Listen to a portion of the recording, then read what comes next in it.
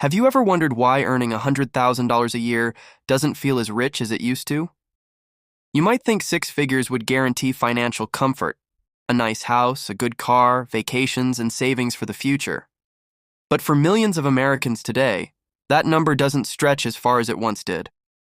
Today, we're diving deep into the psychology, economics, and lifestyle realities behind why so many high earners still feel financially stressed. Let's start with the obvious: cost of living. In many major U.S. cities like New York, San Francisco, Los Angeles, and even Austin, $100,000 can vanish quickly. Rent alone can eat up 30 to 40% of your paycheck. Add in transportation, groceries, healthcare, childcare, and taxes, and you're left wondering, where did all my money go?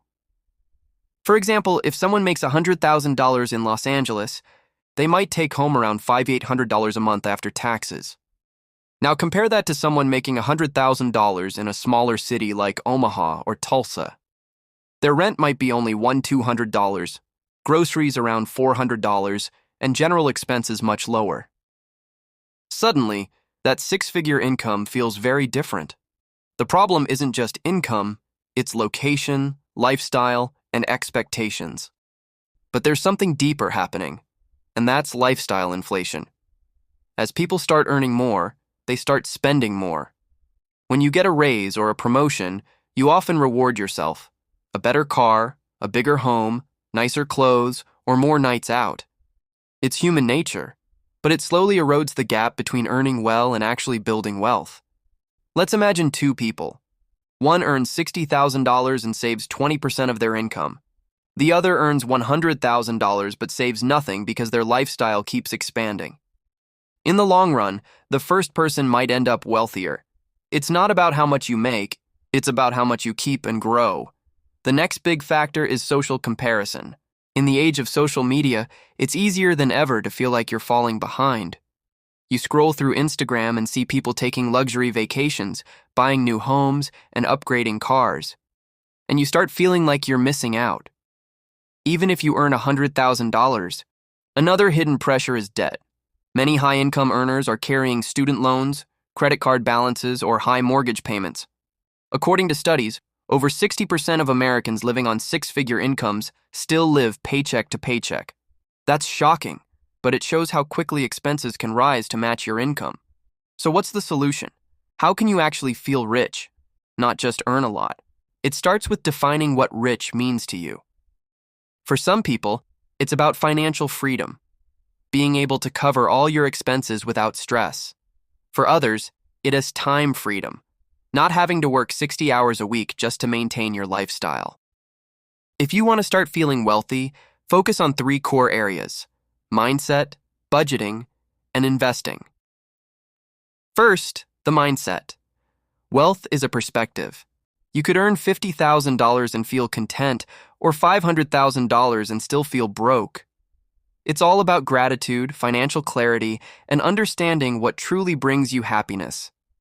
Research shows that after a certain income level, around $75,000 to $100,000, happiness doesn't increase much. Why? Because beyond your basic needs, emotional well-being depends more on relationships, purpose, and health than on money. Second, budgeting. Track where every dollar goes.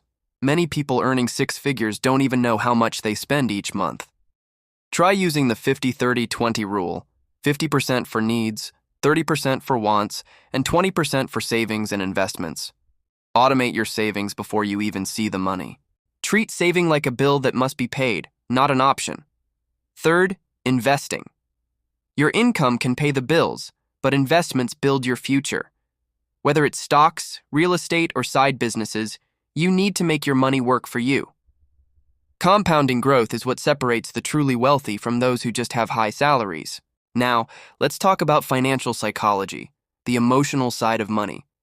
Many people tie their self-worth to their income. But if your expenses always rise with your paycheck, you'll never feel secure.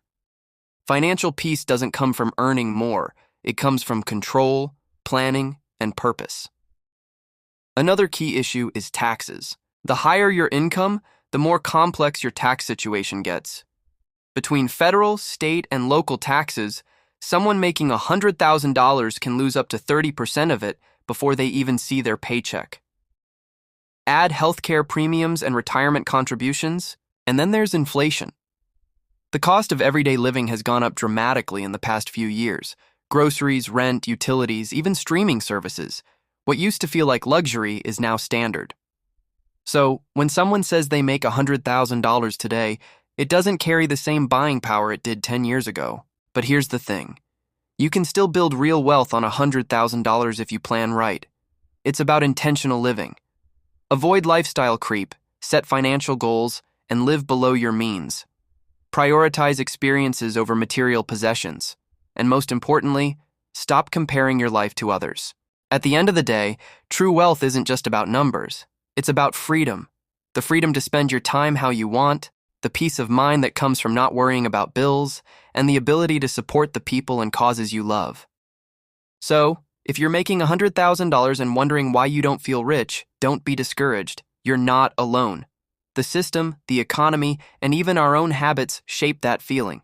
But by understanding your money, taking control of your spending, and focusing on building assets, you can change that narrative. The first step is awareness. The second is action. And the third is patience. Because real wealth doesn't come from your paycheck, as it comes from your plan. So next time you think $100,000 isn't enough, ask yourself, what do I really want from money? Comfort? Freedom? Happiness?